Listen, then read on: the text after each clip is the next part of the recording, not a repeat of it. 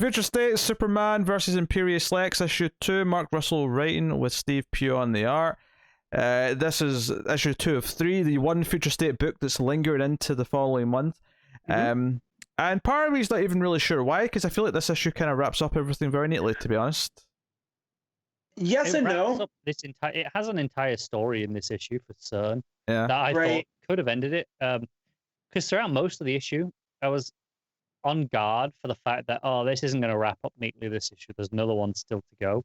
And then it kind of does tell its entire story. I mean, I'm assuming Russell has more to say, and that's why there's a third issue.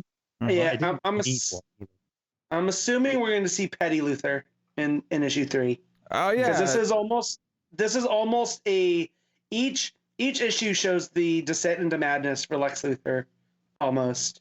You know, like I'm going to be getting Hearts of Darkness vibes. I mean, the ending is just Lex being mad, and the only reason why there's more story and it says to be continued is, okay, well, I guess it's going to be about him trying to get revenge, but this could have equally just ended with him being mad in his bathtub, and it would have felt like an ending. Right. You guys still haven't read the Flintstone stuff, right? No. This is very on brand for Russell, that those kind of could stand alone. Yeah.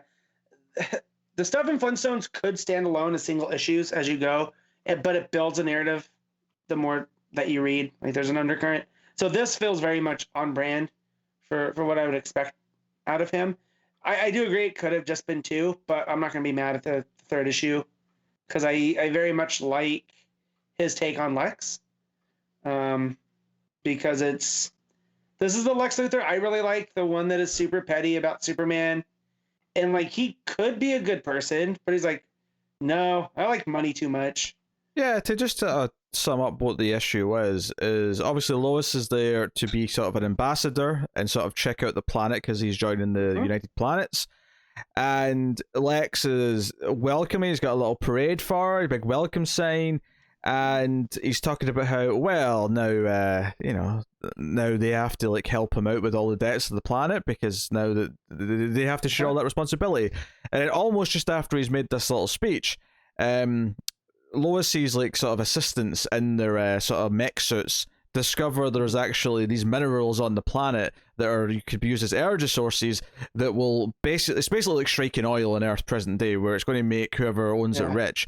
And Lois is like, well, Lex, technically we also own any minerals that come here now too, because you're part of the United Planets. I love the moment that it actually does this, because Lex is like, yes, I'm the richest man, my crystals. And she's like, yeah, don't you mean our crystals? Our crystals? And, and he asks, like, well, what do I get in return? And she actually says, well, in return, you get, help with, clean energy, you get help with school, healthcare. Maintaining a good society, basically. You get a lot in return, actually, your entire civilization.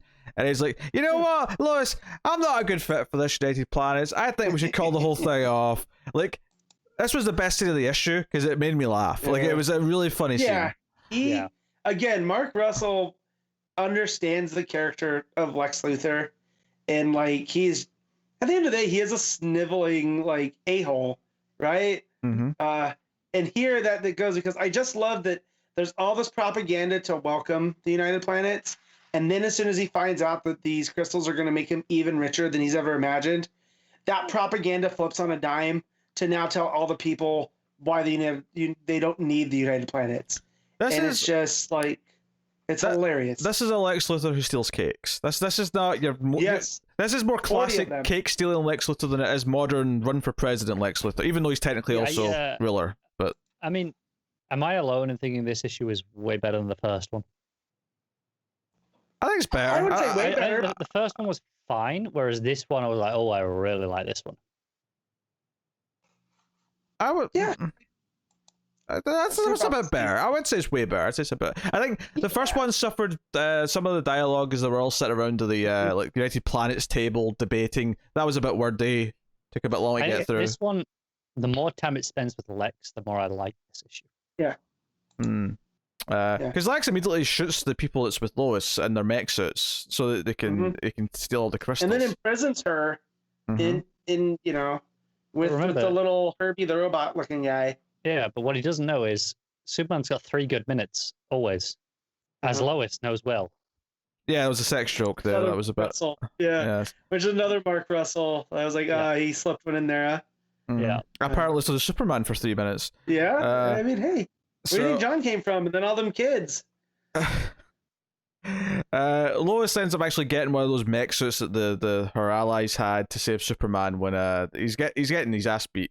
I did also like the idea that Lex makes all of the alien race fight Superman while he still has some of his strength, but once he's fought long enough that the Red Sun's done enough work, he's like, okay, they'll take it. Now it's my turn. Yeah. Oh. Very Lex, isn't it? Also, Lex killing the newscaster for questioning why the news story changed from to the opposite of what it was an hour ago. And when they go onto the air, and the remaining anchor's like, he's on assignment. I like because it comes up just saying later, and there's still the empty chair, and it's her going, he's currently pursuing other opportunities in the eternal void. Also, her hair's like singed, like on one side where the blast happened. Yeah, that stuff's quite funny.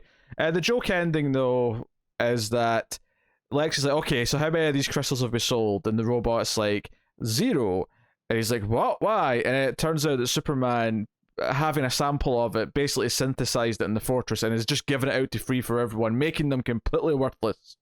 And Economics 101. Yes.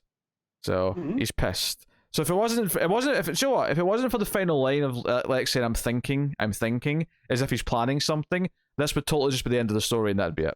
Honestly, even if you take out the to be continued, and you have a X99, which is the little robot, being like, so what should we do next, benefactor?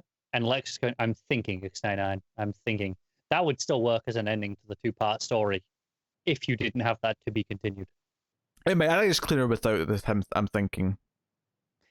Yeah, sure. Yeah. I don't know. I'm thinking does sound like there's something planned. I know, but Lex always has something planned, so I would buy it.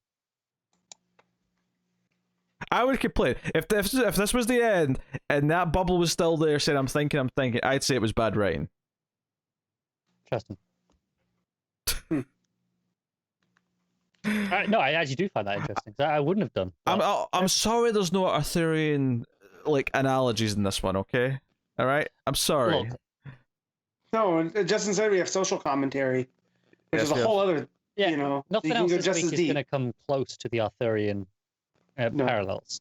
And me and Matt clearly really loved that, and nothing else is going to get that level of discussion. Well, it's not going to be. This is still really good. It ain't going to be a clean sweep this week. I'll tell you that much. All right, no clean sweep. That's a fun issue though. It's funny. It's got a sense of humor. It's very akin to his issues of Wonder Twins that I read. I think. His Lex is pretty entertaining to be around. I almost essentially just want him to write a Lex book that's kind of like almost like a Billionaires It's Always Sunny, of Lex trying to read the hell out of that. Like Lex trying to like do these schemes. It's almost like Fraction's version of Lex 2 with Jimmy. There's a lot of that in the Jimmy Olsen book. They don't feel too far off. So yeah, I'd be there for that too. I guess I should finally give Always Sunny a watch. You guys bring it up a lot. Yeah, unfortunately, Flintstones is not on DC Universe, which is a little disappointing. Dang. I guess I will say it's worth the purchase. Yeah, next time it's on sale on Comics, I'll grab it. Yeah, but it's if you enjoyed this, you'll thoroughly enjoy. All right.